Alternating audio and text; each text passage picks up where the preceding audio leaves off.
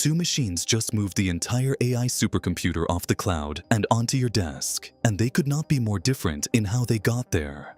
One is NVIDIA's petaflop powerhouse, the other is AMD's memory-hungry challenger, and only one of them is built to win the decade ahead.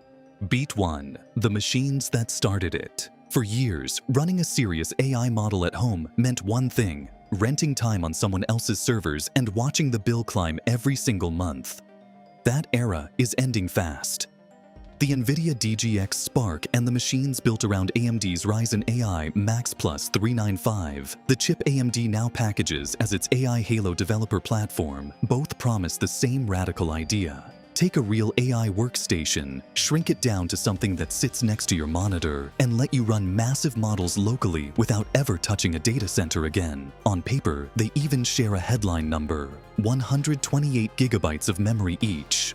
But that shared number hides two completely different philosophies about what an AI computer should actually be. NVIDIA built a purpose-made supercomputer from the ground up, engineered for one job. AMD took the most powerful x86 chip it has ever produced and pointed it straight at your desk. Same memory figure, opposite roads to get there. To understand which one owns the future, you have to look at what each company actually chose to prioritize, because those choices tell you everything about where this fight is heading. And the deeper you dig, the clearer it gets that these two aren't even really chasing the same customer. Let's start with the one wearing the crown. Beat 2. Inside the Nvidia DGX Spark. Start with the machine that carries the NVIDIA name and, let's be honest, the NVIDIA price tag. The DGX Spark is powered by the GB10 Grace Blackwell superchip, and its headline claim is genuinely staggering for something this size. It delivers up to 1 petaflop of AI performance at FP4 precision, packed into a box small enough to carry in one hand. Sit it next to a coffee mug, and it looks harmless. It isn't. Under the hood sits a 20-core ARM CPU married to a Blackwell generation GPU with 5th-generation Tensor cores, connected by NVIDIA's own high-speed chip-to-chip link so the two halves never fight over data. That 128 gigabytes of unified memory lets you work with reasoning models up to 200 billion parameters locally, pulling in the latest open models from DeepSeek, Meta, Google, Qwen, and NVIDIA itself. And if that isn't enough, there's a trick built right in. NVIDIA's ConnectX networking can link two DGX Spark systems together to run models up to 405 billion parameters, giving you a combined 256 gigabytes of memory across the pair. Here's the part most people completely miss though. A huge slice of what you're paying for is that networking silicon. The ConnectX-7 adapter inside is real enterprise-grade hardware, the kind that sells for hundreds of dollars on its own, and it's a major reason the Spark commands the price it does. This isn't a consumer gadget wearing a fancy badge. It's a slice of NVIDIA's data center stack, deliberately scaled down and dropped onto your desk. And that pedigree becomes the whole argument the moment you ask what you actually plan to build with it. Beat 3. The NVIDIA software moat. Raw silicon is only half the story, and this is where NVIDIA plays the card nobody else on the planet can match. When you buy a DGX Spark, you're not just buying a chip. It runs DGX OS on Ubuntu Linux, preloaded with the full NVIDIA AI software stack, giving developers familiar tools like PyTorch, Jupyter, and Ollama right out of the box, with almost nothing to configure. Why does that matter so much? Because the same software architecture running on this little box is the exact architecture that powers industrial AI factories at massive scale. You can prototype a model on your desk in the morning, then deploy the exact same thing to a cloud data center in the afternoon, without rewriting a single line to fight a different platform.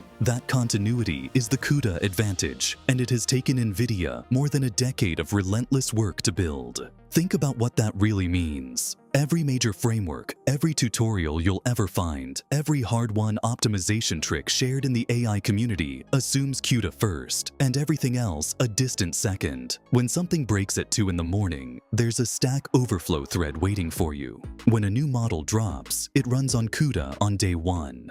So when you choose the Spark, you're not just choosing hardware. You're stepping into the ecosystem that most of the industry already lives and breathes inside, and that gravity is almost impossible to overstate. AMD knows this wall exists better than anyone, and its entire strategy is a bold bet that raw memory can knock a hole straight through it. Beat 4. Inside AMD's AI Halo. Now flip the coin and meet the challenger. AMD's answer isn't a bespoke supercomputer. It's the Ryzen AI Max Plus 395, codenamed Strix Halo, and it is a monster of a completely different shape.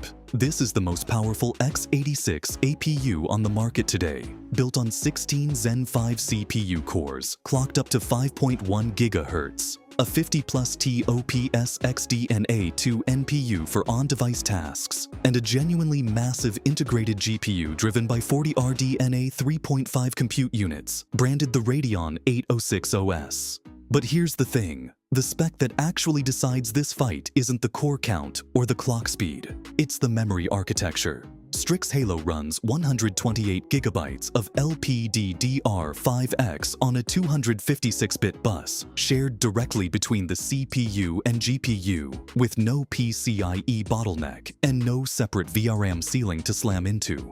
In plain English, the chip can hand up to 96 GB straight to the GPU. Let that sink in. That is a larger GPU memory pool than any consumer discrete card on Earth, and it isn't close. Even a flagship RTX 5090 tops out at 32 GB of VRAM. AMD is offering triple that in an integrated design. And this is the knockout blow the company is swinging for with everything it has. On Strix Halo, a Llama 70B model loads entirely into the GPU memory pool with zero CPU offloading and zero PCIe bottlenecking. The VRAM wall that has tortured local AI builders for years, forcing them to strip precision and shrink models just to fit, just quietly vanishes.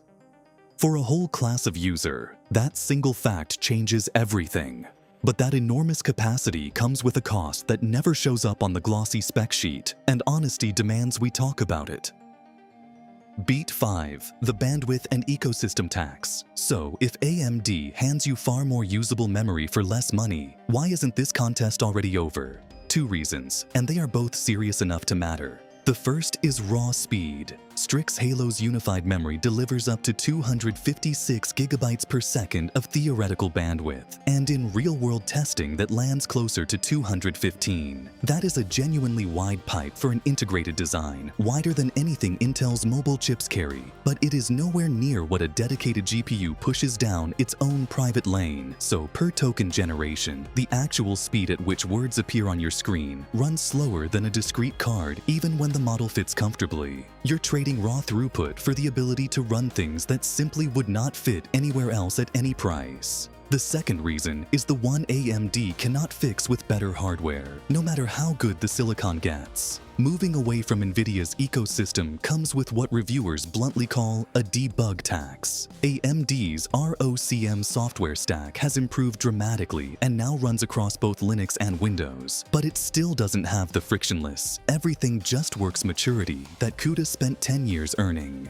You will occasionally hit a wall that a CUDA user never even sees. And there's one more honest line worth repeating clearly, because it gets glossed over constantly. Strix Halo is an undeniable inference powerhouse, a machine built to run enormous pre-trained models beautifully. But for massive scale model training from scratch, you still need server-grade, multi-GPU racks. This is a machine built to run big models locally, not to birth brand new ones from nothing.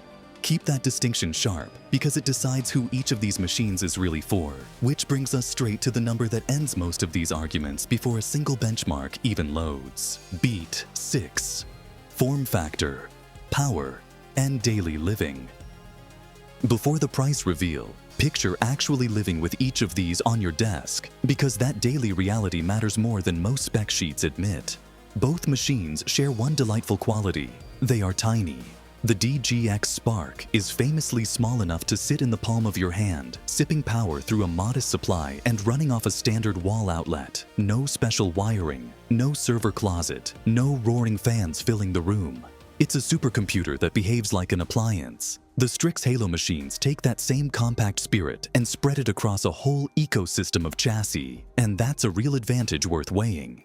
You aren't locked to one design. You can grab a bare-bones GMKTEC mini PC, a repairable framework desktop with swappable storage and connectivity bays, an HP ZBook mobile workstation, or even a handheld-style build, all riding the same core silicon. That flexibility means you pick the shape that fits your desk and your workflow instead of accepting whatever one company decided to ship. The one honest catch on the AMD side is that the fast unified memory is soldered down, not upgradable, because the 256-bit bus physically requires it at these speeds. So whatever memory you buy on day one is the memory you keep. NVIDIA's box, meanwhile, is a sealed and finished product by design, tuned as one tight unit. Neither approach is wrong. They're just aimed at different kinds of owners with different priorities. And nothing separates those two owners more sharply than what happens when the invoice finally lands. Beat 7, price, and the verdict. Let's finally talk money, because this is where the two philosophies collide hardest of all. The AMD machines are flat-out aggressive on price. Framework's Strix Halo desktop starts at just $1,099 and tops out around $1,999 depending on how much memory and storage you load in. And rival mini PCs like the GMK Tech Evo X2 land right around $1,499. These are complete, ready-to-run systems, not loose chips, and they slot into a serious builder's budget without breaking it. The DGX Spark plays a very different game. It commands a real premium, and a meaningful chunk of that cost goes toward the enterprise networking silicon and the full NVIDIA software stack wrapped tightly around it. You're paying for the ecosystem as much as the hardware. So who actually wins the future? Be honest about the split, because there genuinely are two winners here. If you live and breathe the NVIDIA world, if you're prototyping on your desk today to deploy into a data center tomorrow, or if that seamless CUDA path from laptop to cloud is worth every single dollar, then the DGX Spark is a small piece of the professional AI universe sitting right in front of you, and nothing else on the market replicates that continuity. But if your goal is running enormous 70 billion class models locally, keeping sensitive data completely air-gapped and private, and doing all of it at a fraction of the price, then AMD's AI Halo just tore down the exact wall that kept the rest of us locked out for years. The real answer almost certainly isn't one machine crushing the other into dust. It's a market splitting cleanly in two. NVIDIA owns the developer building for scale and deployment. AMD owns the builder who just wants the biggest possible model running at home tonight without asking anyone's permission or paying anyone's monthly bill. So which one gets your money? The purpose-built NVIDIA supercomputer or the memory monster from AMD? Drop your pick in the comments and tell me exactly what you'd run on it. If this breakdown helped you make sense of the desktop AI war, hit that like button, share it with someone who needs to see it, and subscribe so you don't miss the next one.